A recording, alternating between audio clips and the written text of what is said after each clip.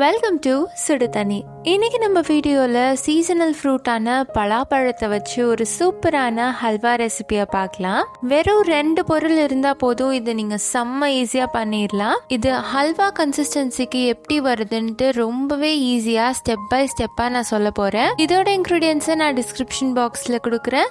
இப்போ வாங்க சேர்ந்து சமைக்கலாம். ஃபர்ஸ்ட் இதுக்கு நம்ம 6-7 சொல கனிஞ்ச பலாப்பழம் எடுத்துக்கலாம். நல்லா ரைப்பனாக இருந்தால் பரவாயில்ல, டேஸ்ட் ரொம்பவே நல்லாயிருக்கும். நல்லா இனிப்பாக இருக்கணும். இப்போ இதுக்குள்ளே இருக்க கொட்டையெல்லாம் நம்ம ரிமூவ் பண்ணிடலாம். இப்போ இது ரெடியாக இருக்கு. அடுத்து இதை ஒரு மிக்சியில் மாற்றி நல்லா ஃபைனாக அரைச்சிக்கலாம். இதை கொஞ்சம் கூட தண்ணி சேர்க்காமே நீங்கள் அரைச்சிக்கலாம். தேவைப்பட்டுச்சுன்னா கொஞ்சமாக தண்ணி சேர்த்துக்கோங்க. இந்த மாதிரி நல்லா பேஸ்ட் மாதிரி அரைச்சதுக்கப்புறமா இதை நம்ம எடுத்து தனியாக வச்சிடலாம்.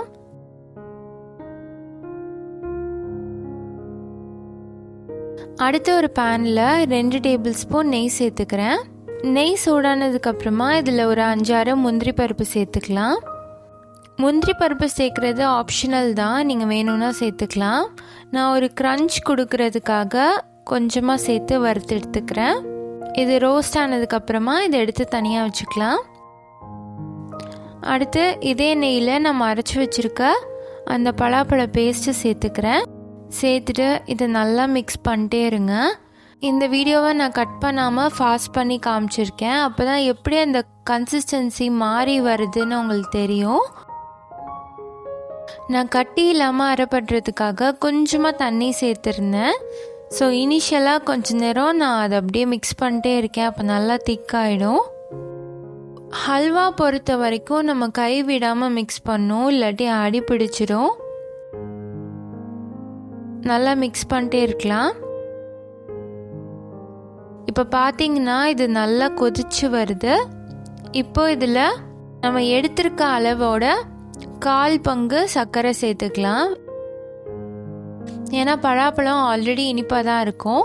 ஸோ இப்போ 1 கப் பலாப்பழ பேஸ்ட் எடுத்திங்கன்னா அதில் 1/4 கப் சர்க்கரை சேர்த்துக்கலாம். சேர்த்துட்டு நல்லா மிக்ஸ் பண்ணிக்கோங்க.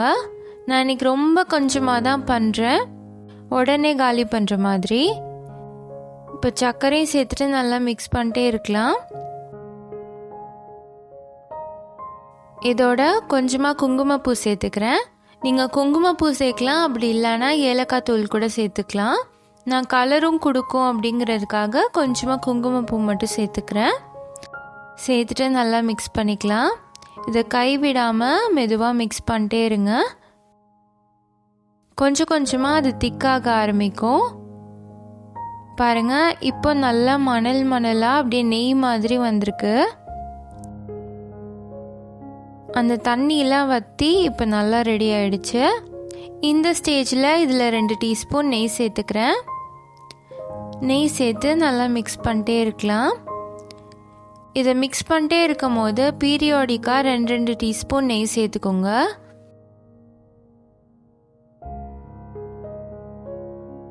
ஃபர்ஸ்ட் ஃபுல்லாக அது நெய்யை உள்ளே இழுத்துக்கும். அதுக்கப்புறம் கடைசியாக அந்த கன்சிஸ்டன்சி வந்ததுக்கப்புறமா அதை அப்படியே ரிலீஸ் பண்ண ஆரம்பிக்கும். அப்போ நெய் பார்த்தாலே உங்களுக்கு தெரியும்.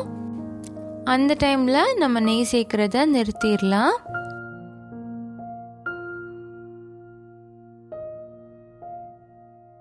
நான் மிக்ஸ் பண்ணிட்டே இருக்க கலர் மாறிட்டே வருது. இப்போ பார்த்தீங்கன்னா லைட் எல்லோலேருந்து நல்லா டார்க் ஆகிடுச்சு. கன்சிஸ்டன்சி வர ஆரம்பிச்சிருச்சு. இன்னும் கொஞ்ச நேரத்தில் இது ரெடி ஆகிடும்.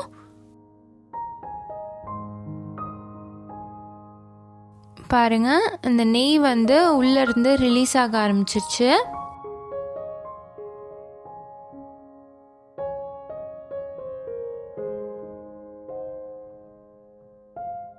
இப்போ நம்மளோட அல்வா கன்சிஸ்டன்சி வந்துருச்சு. நல்லா ஒட்டாமல் இந்த மாதிரி வரும். அப்போ நம்ம அடுப்பை ஆஃப் பண்ணிடலாம். இந்த கன்சிஸ்டன்சி வந்ததுக்கப்புறமா நம்ம அடுப்பில் வச்சுருக்கக்கூடாது, அப்போ முருகின மாதிரி ஆகிடும்.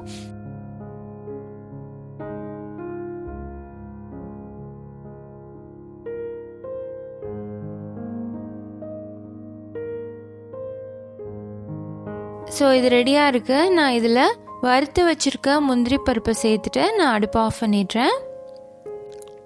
அவ்வளோதான், நம்மளோட பலாப்பழ அல்வா சூப்பராக ரெடி ஆகிடுச்சு.